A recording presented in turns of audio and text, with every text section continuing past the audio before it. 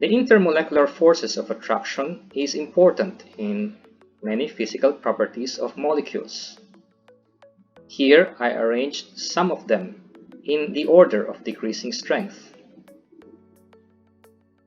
The strongest one is ion-dipole interaction. This is the interaction of a polar molecule with ions. If an ion has a negative charge, it will interact with the partial positive side of the polar molecule. If it has a positive charge, it will interact with the partial negative charge of the polar molecule. Next one is hydrogen bonding.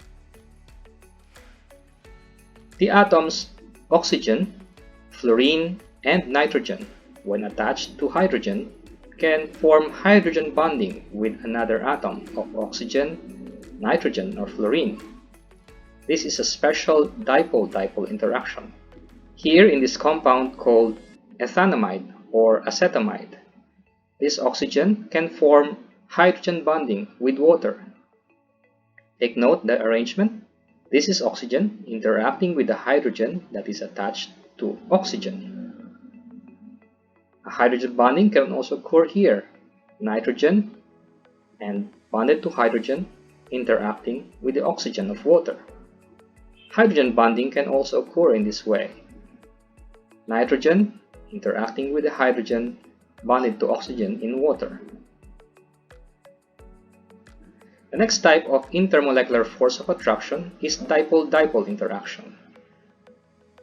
You have a molecule that has a dipole moment or a polar molecule.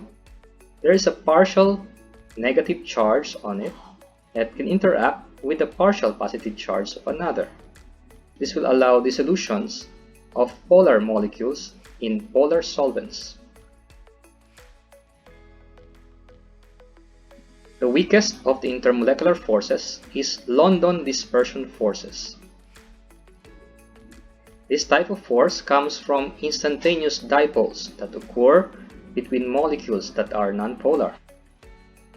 The interaction of nonpolar molecule causes induced dipoles that enable attraction between nonpolar molecules.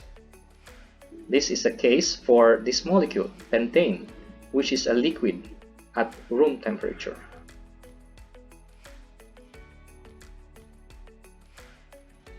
You all probably heard of van der Waals forces. It's the totality of non-specific intermolecular forces.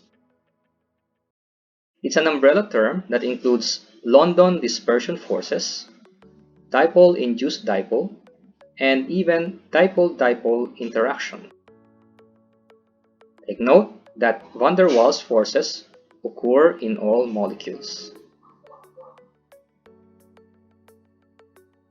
There are many ways of representing organic molecules. I use as an example here 3-chloropentane. It has a molecular formula of C5H11Cl. 3-chloropentane can be represented by a molecular model. This is a ball and stick model showing carbons connected to each other in a sequence. Carbon is bonded to 4 other atoms to satisfy each octet requirement. You will see chlorine here bonded to the central carbon atom. This molecule can also be represented by an expanded structural formula. Here all the bonds and all the atoms are shown. Another way of representing this compound is by a condensed structural formula. Here the bonds are no longer shown, and similar bonded atoms are grouped together.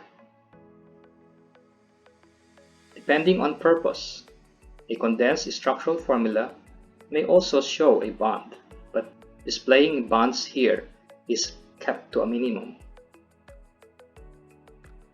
A common way of representing organic molecules is by a lined structural formula. Here the terminal ends and the vertices represent a carbon atom with hydrogens not written anymore. In this depiction, the carbon atoms are shown in a zigzag pattern, similar to their arrangement in this molecular model. Also, while not written anymore, the hydrogens are considered to be present at the terminal ends and the vertices in order to satisfy the octet requirement of carbon.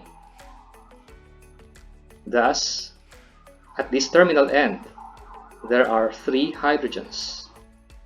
In this vertex, there should be 2 hydrogens.